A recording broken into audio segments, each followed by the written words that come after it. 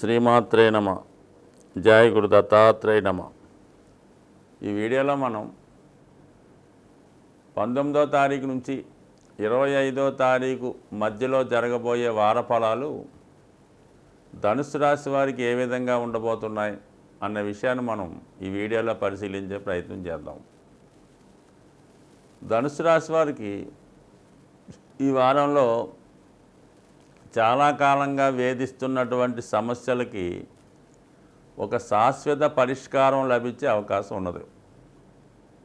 ముఖ్యంగా 6వ స్థానంలో రాష్ట్రాధిపతి సంచారం, అలాగే శుక్ర రవిగ్రహ సంచారం, ఇవన్నీ కూడా జాతకుడికి బంధువుల నుంచి ఒత్తిడి లేదా విరోధం, ప్రభుత్వ అధికారులు రాజకీయ నాయకులు వ్యతిరేకంగా మీకు ప్రవర్తించడం, మీ అభివృద్ధిని మంచితనాన్ని చూసి ఓర్వలేని కొందరు మిమ్మల్ని ఏదో విధంగా ఇబ్బంది పెట్టాలనే ప్రయత్నం చేస్తూ ఉంటారు. ఒక విధంగానే సొంత వాళ్ళే బయట వారితో చేతులు కలిపి మిమ్మల్ని ఇబ్బంది పెట్టే ప్రయత్నం జరుగుతూ ఉంటుంది. మరీ ముఖ్యంగా స్త్రీలతో, అధికారంతో ఉన్న స్త్రీలతో కానీ, అలాగే దగ్గర బంధువులైనటువంటి స్త్రీలతో ఒక విధమైనటువంటి జాగ్రత్త తీసుకోవడం మంచిది. ఎట్టి పరిస్థితుల్లో కూడా ఆర్థికపరమైనటువంటి వివాదాల్లోకి, కుటుంబపరమైనటువంటి స్థిరాస్తి సంబంధించిన సమస్యల్లోకి సాధ్యమైనంత వరకు దూరంగా ఉండడమే మంచి వ్యవహారం. దానికి అదనంగా మరి చతుర్థ స్థానం అందు రాహుగ్రహ సంచారం మరి ఇప్పుడు ఈ నెలాఖరు వరకు కూడా మీకు వ్యయాధిపతి అయినటువంటి కుజగ్రహ సంచారం సంచరిస్తుంది. సో ఈ కారణం వల్ల స్థిరాస్తి సంబంధించిన విషయంలో కొన్ని సమస్యలు తలెత్తే అవకాశం ఉన్నది. అది అన్నదమ్ములతో, దాయాదులతో, కావలసిన వాళ్ళతో ఆస్తి పంపకాలు జరిగే విషయంలో అవ్వచ్చు, లేదా మీరు మీ యొక్క సొంత ఆస్తి ఇతరుల ఆధీనంలో ఉండి వాళ్ళు మిమ్మల్ని ఇబ్బంది పెట్టవచ్చు, లేదంటే మీ యొక్క స్థిరాస్తిని ఇతరులు ఆక్రమించే ప్రయత్నం చేయొచ్చు. ఇటువంటి ఇబ్బందులు ఉండే విషయంలో తప్పనిసరిగా కొంత ఫైనాన్షియల్ సెటిల్మెంట్ జరగవలసి ఉంటుంది. కాబట్టి కొంత జాగ్రత్తగా ఆలోచించి, అవసరమైతే కొన్ని సందర్భాల్లో ఒక స్థిరాస్తి లేదా ఒక విలువైనటువంటి ఎసెట్టు లేదా వస్తువు మీ నుంచి చేజారే అవకాశం ఉంది. కాబట్టి జాగ్రత్తగా నిర్ణయించి ఒక ఖచ్చితమైన నిర్ణయం తీసుకొని దాని నుంచి బయటపడడమే మంచిది. సో ఏదైనా బయట వారికన్నా సొంత వారి పోరు ఇబ్బంది పెడుతుంటుంది. కాబట్టి మరి సొంత వారి నుంచి సమస్యలు బయటపడాలంటే ఖచ్చితంగా మీరు కొన్ని బలమైన నిర్ణయాలు తీసుకుంటే ఈ సమస్య నుంచి బయటపడే అవకాశం ఉన్నది. బట్ ఏది టెంపరీగా కొంతకాలం భరించామనుకున్నా కూడా విపరీతమైన పరిస్థితుల నుంచి మాత్రం ఈ నెలాఖరు తర్వాత కొంత రిలీఫ్ వచ్చే అవకాశం ఉంది. కాబట్టి ఏదైనా కొన్ని సమస్యల్ని వాయిదా వేసుకోవడం కన్నా అవకాశం వచ్చినప్పుడు దాన్ని పరిష్కరించుకోవడమే మంచిది. సో ఈ విషయాన్ని 1-2 సార్లు జాగ్రత్తగా ఆలోచించి నిర్ణయం తీసుకోవడం అనేది ఉత్తమమైన స్థితి, మంచిది. సో ఏదైనప్పుడు కూడా ఫైనల్ సెటిల్మెంట్ బాగుంటుంది. ఇప్పుడు తృతీయంలో శని భగవానుడు, 6లో రవి భగవానుడు, ఈ 2 గ్రహాలు కూడా అంతిమ విజయాన్ని చెప్తూ ఉంటుంది. ఎవరు ఎంతమంది ఇబ్బంది పెట్టినా కూడా చివరికి ఓకే మంచి పని చేశారు, మొత్తం సెటిల్ అయిపోయింది, నో ప్రాబ్లం అన్నటువంటి దాని నుంచి బయటపడతారు. ఒకవేళ ఏమైనా మరి ఏదైనా ముఖ్యమైన విషయాల్లో ఈ కోర్టు తీర్పుల వల్ల కానీ, పెద్ద మనుషుల జడ్జిమెంట్ వల్ల కానీ, పోలీస్ వ్యవహారాల్లో కూడా మీకు అనుకూలంగా వచ్చే అవకాశం ఉంది. కాబట్టి మరి ఓర్పుతో, సహనంతో ప్రయత్నం చేయండి. బట్ ఏదైనా కొంత శ్రమాంతర విజయం, కొన్ని బంధాలు, కొన్ని ఇబ్బందులు తప్పనిసరిగా ఇబ్బంది కలిగించే అవకాశం ఉంది. కాబట్టి జాగ్రత్తగా నిర్ణయం తీసుకోవడం మంచిది. అలాగే మరి వృత్తి సంబంధించిన విషయాల్లో కూడా కొన్ని విపత్కర చికాకైనటువంటి పరిస్థితులు ఈ వారం వచ్చే అవకాశం ఉన్నది.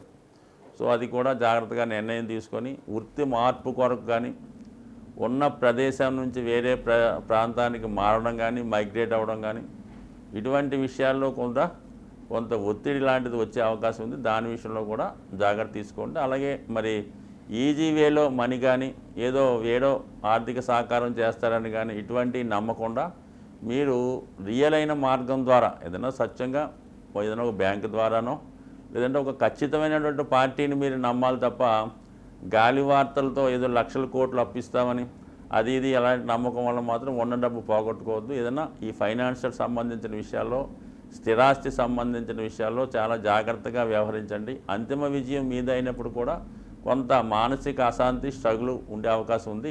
ఈ వార ఫలాలు మనం తెలుసుకునే ముందు ముఖ్యంగా ఈ వారం మరి ఒక మంచి రోజుతో ప్రారంభం అవడం జరిగింది. అంటే 19వ తారీఖు నుంచి మనం 25 వరకు తెలుసుకుంటున్నాం కదా. ఈ 19వ తారీఖు ఆదివారం ఏకాదశితో ప్రారంభమైంది. ఇది సత్యనారాయణ స్వామి, అన్నవరం సత్యనారాయణ స్వామి వారి కళ్యాణం కూడా ఇదే రోజు జరుగుతుంది. అంటే మనం ఎప్పుడూ కూడా దైవాన్ని పూజించడం, కొన్ని పుణ్యక్షేత్రాలు దర్శించడం చేస్తూ ఉంటాం. కానీ కొన్ని ప్రత్యేక దినాల్లో ఆ భగవంతుణ్ణి పూజించినప్పుడు మనకి ఆ ఫలితం విశేషంగా రావడం జరుగుతుంటుంది. ఉదాహరణకు మరి ఏకాదశి రోజు విష్ణుమూర్తి ప్రియమైంది కాబట్టి ఆ విష్ణుమూర్తి ప్రియమైన రోజున అన్నవరం సత్యనారాయణ స్వామి కళ్యాణం కూడా జరుగుతుంది కాబట్టి వీలైన వాళ్ళు మరి ఆ కళ్యాణాన్ని దర్శించవచ్చు. అది డైరెక్ట్గా వెళ్ళలేని వాళ్ళు ఇప్పుడు టీవీలో కూడా లైవ్ టెలికాస్ట్ అయినప్పుడు అది మనం చూడటం వల్ల కూడా సేమ్ అదే ఫలితాన్ని మనకి రావడం జరుగుతూ ఉంటుంది. సో అలాగే అదే రోజున మరి వెంకటేశ్వర స్వామి టెంపుల్కి వెళ్ళడం కూడా జాతకంలో ఉన్నటువంటి దోషాలు తొలగిపోయి గురుగ్రహ అనుగ్రహం అలాగే రవిగ్రహ అనుగ్రహం కూడా సంపూర్ణంగా లభిస్తాయి. కాబట్టి కామన్గా మరి ఈరోజు అదొకటి గుర్తుపెట్టుకోండి. అలాగే ఇదే నెలలో ఇదే వారంలో మనకి 23వ తారీఖున బుద్ధ పౌర్ణిమ కూడా రావడం జరుగుతుంది. పౌర్ణిమ రోజు అమ్మవారిని దర్శించడం వల్ల, అమ్మవారిని విధి విధానంగా పూజించడం వల్ల, లక్ష్మీ అమ్మవారిని మరి కనకదార స్తోత్రంతో కానీ అలాగే లలితా సహస్రనామంతో కానీ పూజించడం. వీలున్న వాళ్ళు సాయంకాలం దాకా ఉపవాసం ఉండి మరి చంద్రుడు వచ్చిన తర్వాత అమ్మవారికి పాయసం నైవేద్యంగా పెట్టి మరి లలితా సహస్రనామాన్నో కనకదార స్తోత్రాన్నో పారాయణ చేయడం వల్ల వివాహంలో ఉన్నటువంటి దోషాలు తొలగుతాయి. అలాగే వివాహం కొరకు ఎదురు చూస్తున్నటువంటి అమ్మాయిలకి వివాహం తొందరగా జరిగే అవకాశం ఉంటుంది. ఇది కూడా మంచిది. బట్ అదే రోజున మనకి అన్నమయ్య జయంతి కూడా రావడం జరుగుతుంది. సో ఆ రోజు మరి సంగీతానికి ఇష్టపడేవారు, వెంకటేశ్వర స్వామి భక్తులు మరి విధి విధానంగా స్వామిని సేవించడం వల్ల మరి స్వామి భక్తుల్ని మనం సేవిస్తే స్వామి అనుగ్రహం కంపల్సరీగా లభిస్తూ ఉంటుంది. కాబట్టి అది ఇంట్రెస్ట్ ఉన్నవాళ్ళు దాన్ని కూడా విధి విధానంగా పాటించవచ్చు. ఇంకొకటి ఏంటంటే మనకి ముఖ్యంగా 22వ తారీఖు మే నెలలో చిన్నమస్త అంటే దశ మహావిద్యల్లో ఒక అమ్మవారి యొక్క జయంతి కూడా రావడం జరుగుతుంది. ఎవరైతే రాహు కేతు గ్రహాల యొక్క బాధలు ఇబ్బందులు ఎదుర్కొన్నారో వాళ్ళు ఆ రోజు ఈ అమ్మవారిని విధి విధానంగా పూజించడం వల్ల అన్నిటికీ ప్రతిరూపమైనటువంటి కనకదుర్గ అమ్మవారి ఆలయ దర్శనం వల్ల కూడా మీకు ఆ రోజు మంచి జరిగే అవకాశం ఉంది.